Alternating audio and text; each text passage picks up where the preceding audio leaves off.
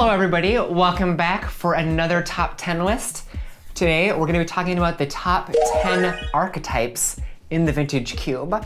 Now, more than any other list, I think this is the list that is incredibly subjective.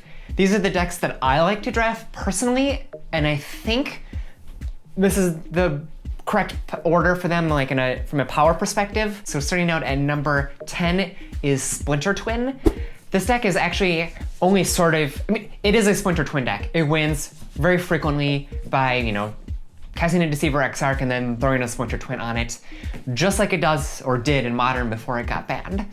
But it's really, in this case, it's really a blue-red kind of control deck with counter spells and burn, maybe a wildfire or something, to sweep. It's really a blue-red control deck that has a combo finish. I find that this type of deck is very consistent. I think that blue-red is probably the best color combination. I think control is a little bit weaker than it is in, say, the Legacy Cube, but nevertheless, a blue-red control deck that just has Splinter Twin to win the game, I think, is often quite good. The only reason why it's not higher on the list is that it happens a lot where the deck just doesn't come together. Either the cards, somebody across the table, opened up a Kiki-Jiki and you opened up a Splinter Twin, for example, and they took the Deceiver Exarch and you took the Pestermite, but just those two alone was maybe not enough to be a good enough win condition. And so neither one of you have a working Splinter Twin deck. And I think that happens a lot where someone's cutting you, or sometimes you might see a late Zealous Conscripts and a late Pestermite and a late Deceiver Exarch, but just randomly by chance, neither Splinter Twin nor Kiki-Jiki got opened up at all. And then you just end up with kind of a mediocre deck. So I really like the Splinter Twin deck, but only if you get especially Splinter Twin or Kiki-Jiki very early. So coming in at number 9 is a deck I kind of call the big brown deck. Again, I think this is a deck, and I'll talk about this tomorrow, that needs a few more additions to be better, but I still really like it. What I mean by mono brown is you have a lot of signets.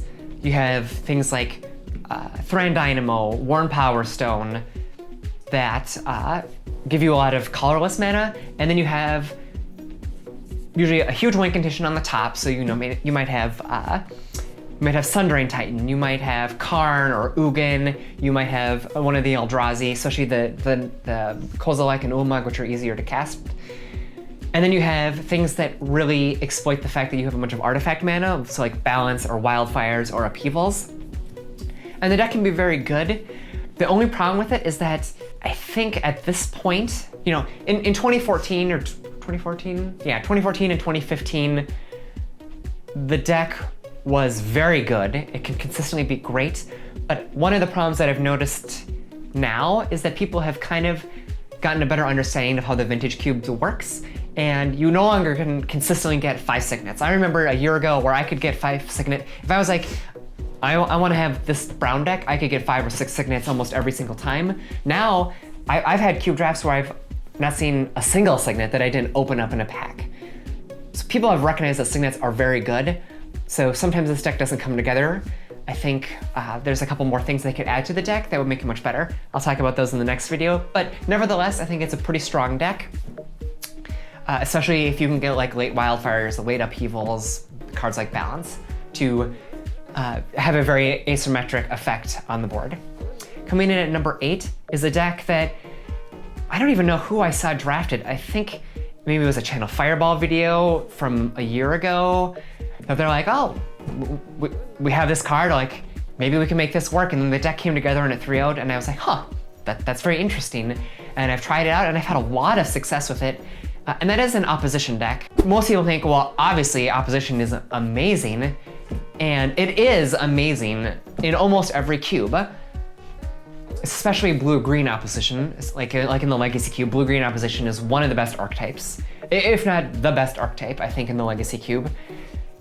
In Vintage Cube, I don't like blue-green opposition, actually. I find that green just does not have enough hate to it to really make it consistent against the combo decks.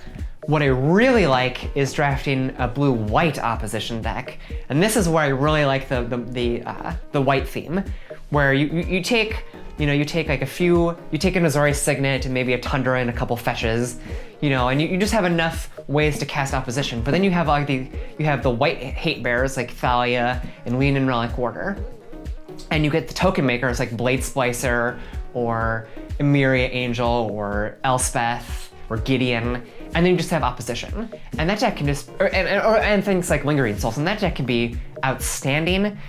Often these pieces all come together very late. So if you have that opposition, Blade Splicer comes late. Often Stoneforge Mystic comes pretty late. Things like Skull Clamp often go really late. And all of those work really well together in a tokeny white theme. You just draw a bunch of cards, you get a bunch of creatures, you slam in opposition, and you walk them out of the game.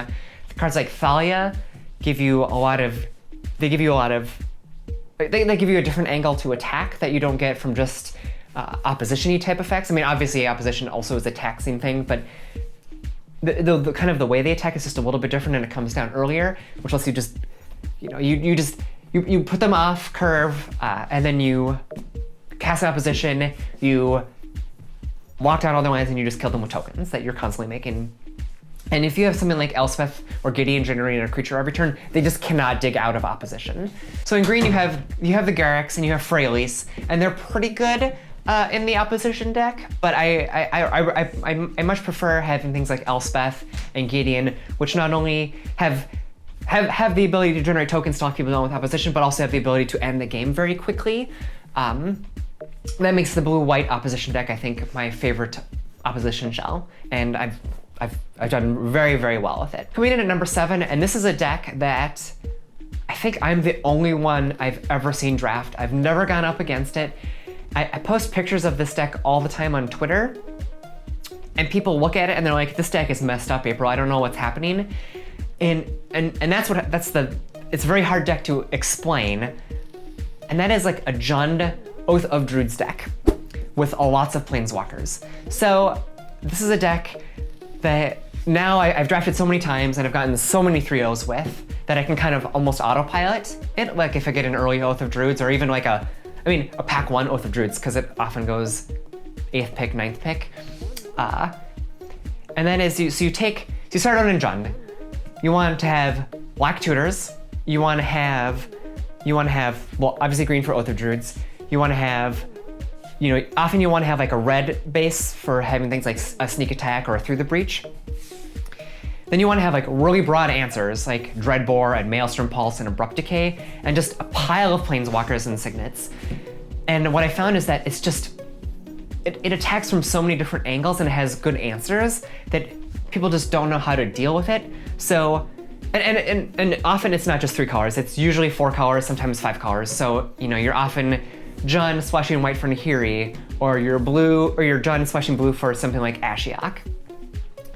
And the way that it attacks people is very hard for them to deal with, because you can put down Oath of Druids, right? And they're gonna not play creatures. Well, then you get to play a planeswalker, and that pressures them into playing creatures to deal with it. So then you get Oath of Druids. Or you have Oath of Druids in your hand, and you play a planeswalker, and they play a creature to answer it, and then next turn you play another planeswalker, and another planeswalker, and the combination of like being able to force someone to play creatures on the board with the planeswalkers is very good. Even without Oath of Druids, I find that it's really good against the blue control-y type decks in the format, because you just have too many threats that just generate advantage over time that they can't deal with. They can't sweep them away. It's a deck that just sounds terrible. It really sounds awful. But if you go back and look at the videos that I've posted, I just have 2-0, 2-0, 2-0, 3-0s with this deck, where I've just won every single game. None of them were close. And it's just always consistently strong deck. The planeswalkers that you really want to get are Xenaghost, that often goes really late. It can ramp you into whatever huge things that you're going to be wanting to Oath of Druidsing in. You want a Johnny Vengeant. A Johnny Vengeant is very good. You get to kill creatures with it. The Garruk Relentless that gets to punch a creature right in the face. So creatures that do removal, that don't necessarily, or planeswalkers that do removal that don't necessarily add things to the board, but force them to answer and can answer things themselves. Ashiok is really good. What I found is that people spend so much time trying to deal with Ashiok that you just get to put other planeswalkers on the board, and then the fact that he ticks up 2 every single time is very hard to deal with. Dak Faden is very good in this deck. Basically any planeswalker that shares a color with Jund. The Elspeths are not as good because double white is very hard to cast in this deck. But otherwise, like, piles of planeswalker, piles of very, very generic broad answers, removal spells, broad answer removal spells, things like Thoughtseize or Hypnotoric, broad discard spells. In Oath of Druids, I'm like 3 fatties or 4 fatties, and it's just an incredibly consistent win for me. So Oath of Druid Planeswalkers deck, try it out. If you've seen Oath of Druids deck, build a deck. I promise you'll be happy with it. Coming in at number 6 is a blue-red tempo deck.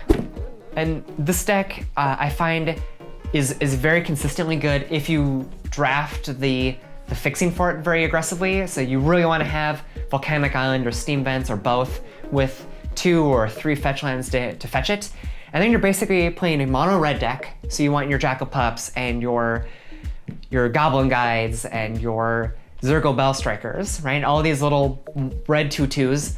You want your burn spells, but then you just want the soft permission spells that gain you tempo or just stop them from doing something broken.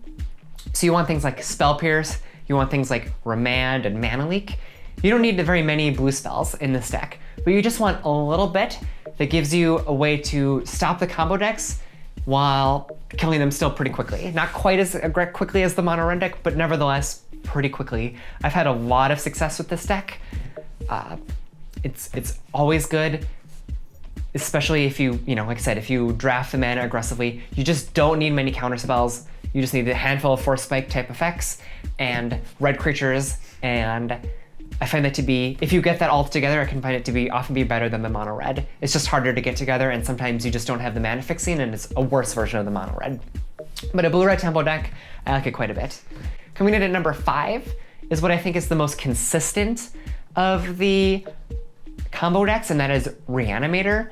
So the reason why I like this deck is that there's just a lot of support for it in the cube from every angle that it needs to have support from. So you have a lot of reanimation spells. You have Reanimate, you have Animate Dead, you have Necromancy, Exhume, you have Unburial Rites. So you have lots of reanimation spells. You have plenty of tutors and Demonic Tutor, Vampiric Tutor, and the like. You have plenty of discard outlets. You have Jace Vryn's Prodigy and Looter Core, but you also have a lot of the cards that are in there to support Storm in Faithless Looting or Careful Study or Frantic Search. Lots of looting, lots of discard effects that draw you cards. Dak Faden is another great one. And you have lots of great, huge creatures. In white you have Iona and Elishnorn. In green you have Woodfall Primus and Terastodon. In black you've got Grizzlebrand. In blue, there's not that much. I guess you have Consecrated Sphinx and Ink Leviathan.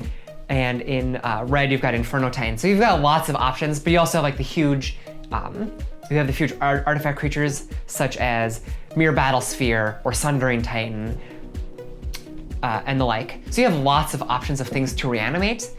You have lots of reanimation spells. You have lots of discard outlets. You get to play you get to play the black sweepers. You get to play the blue counter spells. It's a deck that's very consistent and very good. It doesn't have quite as much velocity as some of the other combo decks, but the fact that you have so many options and things that you can do and things that you can reanimate makes it, I think, a very good archetype in this cube. So coming in at number 4 is a deck that I feel very bad sometimes about drafting. It wins a lot, it wins very consistently, but I feel a little bit guilty when I win with it because I feel like I played against somebody who paid a decent amount of money to play in the cube and they wanted to have fun cube matches, and they instead got to play against Mono Red. Mono Red, that deck is very good. It's often extremely underdrafted. It's very consistent. It punishes the combo decks a lot because they often will stumble. You know, sometimes yes, they do channel on turn 2 or they do a Tinker on turn 3 or turn 2, but oftentimes those decks will stumble and they won't have Tinker until turn 6. And those are the decks that the Mono Red deck punishes so badly because it's often a very consistent deck because the pieces for it go very late. You have great 1-drops in this deck. You have your Jackal Pups and your Zergo Bell Strikers and your Goblin Guides. You have a often you have great cards up the spectrum that like blow up artifacts. You have Torch Fiend and even better Manic Vandal. You've got cards that punish decks that are trying to be fancy and do fun stuff with Eidolon and the Great Revel. You have great planeswalkers like Koth rather, to finish off the game very quickly. You have lots of reach. There's a lot of red burn spells. Obviously, Chain Lightning and Lightning Bolt are the best of them, but you have things like Fire Confluence, which just close out a game. You've got lots of 2 mana, 3 damage burn spells. Then of course, you have Fire Blast, which is also absurdly good in that deck. So the deck is very consistent. It's often open. I frequently will move in, like, I like to draft combo decks. That's the thing I like to draft. You know, if I want to draft mono red, I'll draft it into my own cube where it's well supported, but combo decks are not as good because it's a bigger cube. In this cube, I want to draft the combo decks. But, you know, if I start seeing things like Sulfuric Vortex, pick 6, even though I might have no mono red cards up all the way through my first 5 picks in pack 1, I will see these late Goblin Guides and Sulfuric Vortexes and just move in on mono red. And because it's so open and there's such good support for it, by the end of the draft, you just have an amazing mono red deck. So mono red, very easy to evaluate which cards are good in it, I think. But you take the good red creatures, you take the finishers like Sulfuric Vortex and Karn and Shrine of Burning Rage, you take some mana disruption in Manic Vandal and Strip Mine, and you have a great deck. Very consistently good deck. Coming in at number 3 is, I think, probably my favorite of the combo decks to draft, because I really like putting things like Emrakul into play, and that is Sneak Attack and Through the Breach. They're both very splashable. They let you do busted things. They're easy to, because they fit really well into control archetypes. You get to have both a control shell with a combo finish. So often I'll draft like a blue control deck, but with Sneak Attack, I just get to Sneak Attack in Emrakul or Sneak Attack in Ulamog, and I just win the game. I Through the Breach it on the end of the turn, hit them for 11 or 15 or something, and I just kill them out of nowhere. The deck is outstanding. The only downside is that it's a little bit less consistent than Reanimator because there's only 3 really. I mean, there's 4 versions of this effect, but Eureka I think is not good. Show and Tell itself is actually also kind of mediocre. Because especially in the leagues where, you know, your opponent might have huge things as well. But Sneak Attack and Through the Breach, they're great combo finishers. You know, often you just play in an interactive game with them, and then on turn 5 or turn 6 or turn 7, you do Sneak Attack Emrakul and the game is over. So I really like these decks.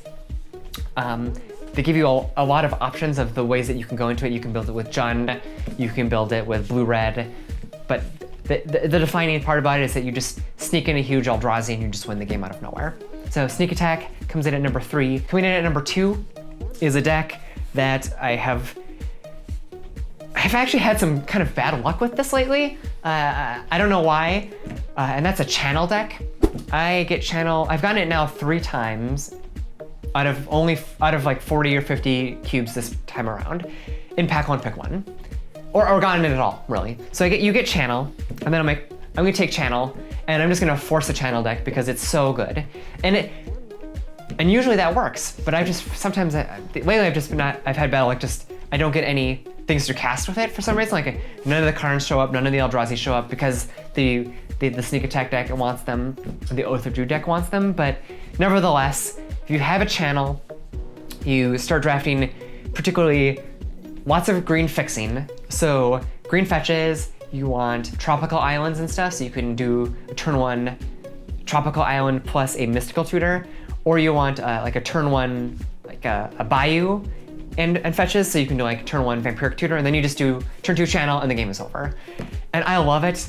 You know, this is another kind of deck that I kind of feel a little bit guilty about because I did this recently. My most recent Channel deck was actually quite good. I had 2 of the big Eldrazi in it, and I think also a Karn or an Ugin. And I had a match where I just did turn 2 Channel both times, and the game was over. And I felt bad for them. Like, they obviously thought, wow, that's so cool, but they also got to play the 2 games took a grand total of like 30 seconds. So Channel is just absurdly good. If you don't get support for it, fine, whatever, but if you get Channel and just a couple of the Annihilator Eldrazi, you just win on turn 2 so often if you draft the deck correctly that I think it's just a very high pick for me. And a deck, like channel alone can make an entire deck. Coming in at number 1 is another one that is just one card that just kind of makes a deck, and that's a Tinker control deck. It's consistently awesome. It's not quite as good, I think, now because a few more people, there's just not enough Tinker targets in the cube. I think they need like one more. But nevertheless, it's a deck that I really like to play. I like playing control decks. Like when I play Legacy, I play Miracles. And this is a deck that is just a blue control deck. And you can be a blue-white control deck, I think is the best combination, but you can be a blue-red control deck, or you can be a blue-black control deck. And you're just casting your counter spells, you have some sweepers, you have some draw spells, and you just, you have a few finishers, right? You might have an Inferno Titan or a Sun Titan or the big Elspeth, but you also just have Tinker in your deck. So, you're just playing along in the game, and you have a counter spell in your hand, and you have an artifact in play and Tinker, and you just Tinker into an Inkwell Leviathan, and you have counterspell magic up, or the board is clear, and they just can't win the game. You just lock them out of the game. You've gotten this huge threat into play. Often I like to have this combined with a couple really, really cheap finishers that are exceptionally good, particularly Monastery Mentor I think is really good in the Tinker deck, because you're playing lots of these, you're playing lots of the scry effects, and it gives you another angle of attack besides just winning through Tinker. But just a blue control deck with a combo finish, I think, is the best way to play the blue control deck, and I think Tinker is the best combo finish for that particular deck. So blue Tinker control, I think, is overall the best. It has gotten worse. Like, I could definitely see it, any of these top 5 actually could just be kind of in any order. I think they're all kind of debatably the best deck in the Legacy Cube. Tinker, I think, especially in 2015, 2014, I think was undisputably the best of these, but now it's gotten harder because more people take things like Sundering Titan and the Signets, so it's a little harder for this deck to go off as consistently. You might only get 1 target sometimes, and that's really bad. You want to have at least 2. But nevertheless, I personally think it's the best just because you could just get to have a blue whatever deck that's just good on its own, but also another angle of attack that just gives you an instant win. Marshall, I know you like mono white. A lot of people on Reddit, you love mono white. I think it's number 11 or so on this list. I think when you hear my top 10 editions list, you'll think that's exactly what this deck needs. It'll be right there competitive with all these other decks in the next video. But I think these are the archetypes I like to draft. I've had luck with all of these, and when I open a pack 1 pick 1, I'm looking to try to move into one of these archetypes if I can, while still keeping it open, but like, you want to look for cards that kind of put you into this archetype if you can, because I think these are just the best archetypes. So anyways, you all have a wonderful day, and I'll see you for my top 10 editions in the next video.